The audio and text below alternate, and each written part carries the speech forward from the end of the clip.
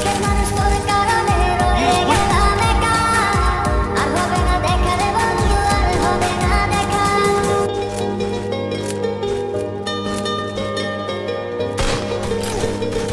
অন্তরেতে কিসের জ্বালা বলি গো যে কারে, শখের মানুষ না থাকলো এই আমারে, আর ভাবনায় পড়ে থাকে চাঁদের আলোয় বসে, এখন সে যে অন্যের ঘরে থাকে অন্যের সাথে।